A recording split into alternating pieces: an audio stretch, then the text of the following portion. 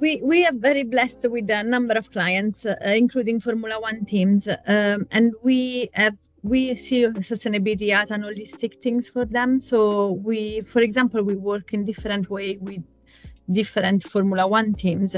Some of them, we actually help them to achieve the FIA accreditation that is very similar to the ISO 14001 framework for corporates.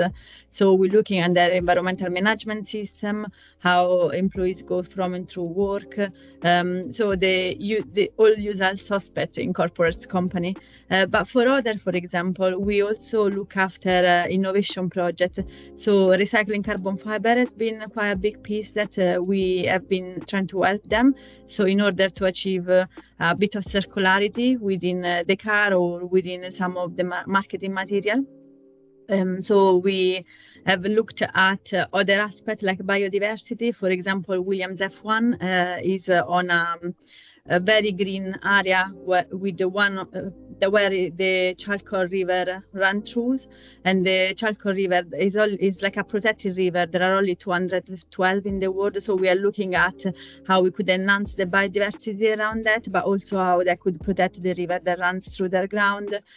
We look at social project for them. So for some of F1 teams, but also some of the World Endurance team, we have looked at how they could actually help schools and girls to get into STEM, to try to organize days at the track and some coding activity.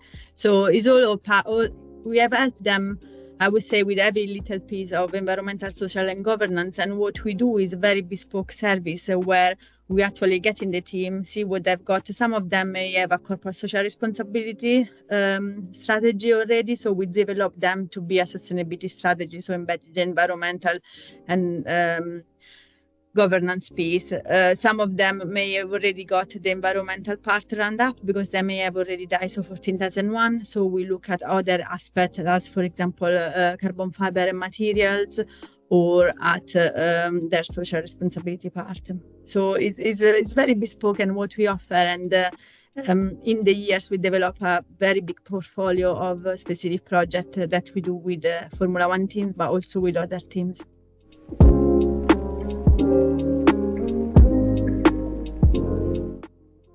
Supply chain is indeed a very difficult subject to tackle, and is one subject that need to tackle very well if companies, including motorsport company, want to reach their net zero targets. There are a number of work that we have done within the Formula One teams, for example, in terms of procurement and supply chain. We build code of conduct and surveys, and as we are very quantitative, data-driven company, we really make use of the data to assess the supply chain. I recommend everybody to do a questionnaire and actually to study the answer. And I guess those data are a bit like in a F1 race, the strategy data. You got lots of data at some point, and you just need to make sure that the strategy that you apply will make you win the race. So that is a bit how we see the supply chain. Lots of information from them, trying to tear them up of who has got who already started the road to net zero and who hasn't started it, and then giving them the tools for actually to achieve those targets.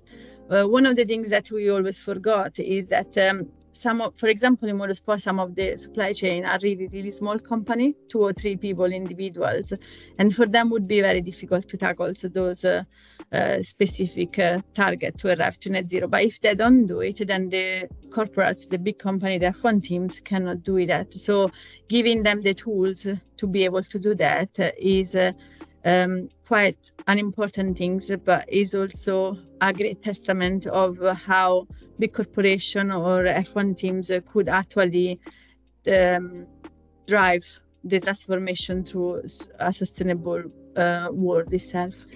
And I think the piece on the data is important because it's like what everybody is doing in the supply chain. It goes other company to engage with them and other company that dictate what they need to do.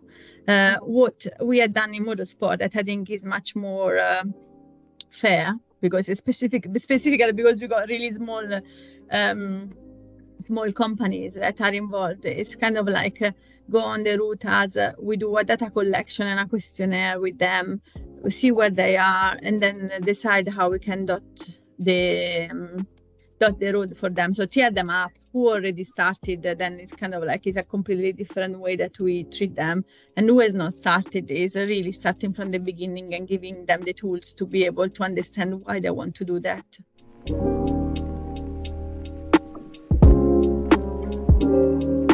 For businesses to identify how they contribute to climate change, the easiest things to do is a data taken, is what is called carbon footprinting.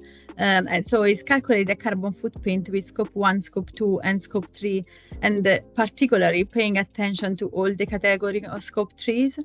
And then from those data, they can identify hotspots and where they can improve and dot a reduction map. And therefore, once they know what they can reduce, they also know what they cannot reduce, and then they have to mitigate. So again, is the usual piece on data, and motorsport is very good in analyzing data and finding solution to achieve the goals that they want to achieve. And this, I think, is one of the fantastic pillars of also Innovation Consulting. Is like we are a data-driven company, and everything should be done on data and assessed on data, as carbon footprinting assess through the data where is the big impactor and contributor of each company.